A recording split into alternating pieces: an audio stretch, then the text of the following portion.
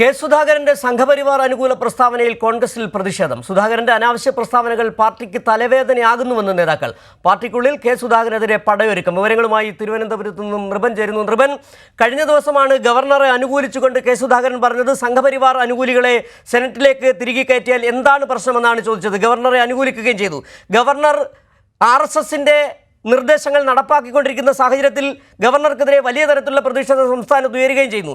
ഈ സാഹചര്യത്തിലാണ് ഇപ്പോൾ സുധാകരൻ ഗവർണറെ അനുകൂലിച്ചുകൊണ്ട് സംഘപരിവാറുകാരെ തിരികെ കയറ്റിയാൽ എന്താണ് പ്രശ്നമെന്ന് ചോദിച്ചുകൊണ്ട് രംഗത്ത് വരികയും ചെയ്തിരിക്കുന്നത്. ഇപ്പോൾ വലിയ തരത്തിലുള്ള പ്രതിഷേധം കോൺഗ്രസിൽ ഉയരുന്നുണ്ടോ? AICC അടക്കം പരാതി നൽകിയിട്ടുണ്ട് എന്നുള്ള വിവരങ്ങൾ കൂടി പുറത്തു വരുന്നുണ്ട്. എന്താണ് കോൺഗ്രസിൽ സംഭവിക്കുന്നത്?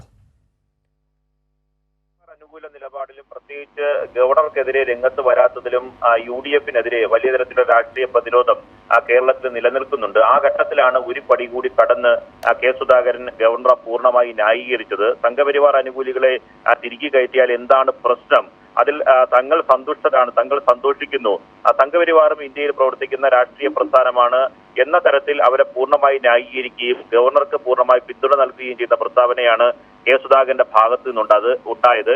KPCC നേതൃത്വത്തിൽ തന്നെ വലിയ തരത്തിലുള്ള വിമർശനം ഇത് സംബന്ധിച്ചുണ്ട്. ഒപ്പം തന്നെ MP-മാരടക്കമുള്ള കേരളത്തിലെ പ്രധാനപ്പെട്ട നേതാക്കൾ AICC-യെ ഇക്കാര്യങ്ങളിലുള്ള തങ്ങളുടെ അതിർത്തി അറിയിച്ചു എന്നതാണ്.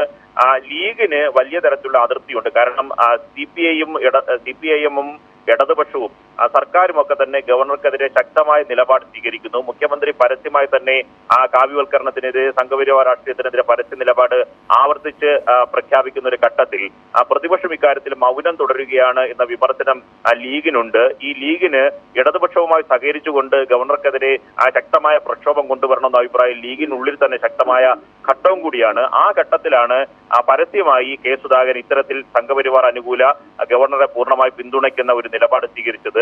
ഇത് തെരഞ്ഞെടുപ്പ് അടുത്ത ഒരു ഘട്ടത്തിൽ രാഷ്ട്രീയ സാഹചര്യത്തിൽ ഇങ്ങനെയുള്ള അനാവശ്യ പ്രസ്താവന നടത്തരുതായിരുന്നു എന്നതാണ്. പ്രത്യേകിച്ച് കെ സുധാകരൻ പല ഘട്ടങ്ങളിലും സുധാകരനെ സംബന്ധിച്ച് സുധാകരൻ ആദ്യമായല്ല സംഘപരിവാറിന് BJP-ക്ക് അനുകൂലമായ നിലപാടുകൾ എടുക്കുന്നത്. വളരെ മുൻപ് തന്നെ അദ്ദേഹം പറഞ്ഞിട്ടുണ്ട്, അഭിമുഖത്തിൽ പറഞ്ഞിട്ടുണ്ട്, ഞാൻ വേണമെന്ന് വെച്ചാൽ BJP-യിലേക്ക് പോകും, അതിൽ ആർക്കാണ് പ്രശ്നം. തലശ്ശേരി കലാപകാലത്ത് RSSന്റെ പ്രവർത്തകരെ സംരക്ഷിച്ചിട്ടുണ്ട് എന്ന് വളരെ പരസ്യമായി തുറന്നു സമ്മതിച്ച ഒരാൾ കൂടിയാണ് കെ സുധാകരൻ. ശരിക്കും കോൺഗ്രസ് എന്ന് പറയുന്നത് RSSലേക്ക് പോകുന്നു, കോൺഗ്രസിലെ RSS എന്ന് പറയുന്നത് ഇപ്പോൾ സംഘപരിവാറിൻ്റെ ഒരു B ടീമായി കോൺഗ്രസ് മാറുന്നു എന്ന ആരോപണങ്ങൾ ഉയർന്ന സാഹചര്യത്തിലാണ് KPCC അധ്യക്ഷൻ തന്നെ സുധാകരൻ തന്നെ ഈ ഗവർണറെ ന്യായീകരിച്ചുകൊണ്ട് രംഗത്ത് വരികയും ചെയ്തത്. എവിടെയാണ് വ്യത്യാസം? കോൺഗ്രസ് എന്ന സംഘടന എവിടെയാണ്, RSS തമ്മിൽ എന്താണ് വ്യത്യാസം? ഈ ചോദ്യം തന്നെയാണ് ഇപ്പോൾ കോൺഗ്രസിനകത്തു നിന്ന് തന്നെ നേതാക്കൾ ചോദിച്ചു തുടങ്ങിയിരിക്കുന്നത്.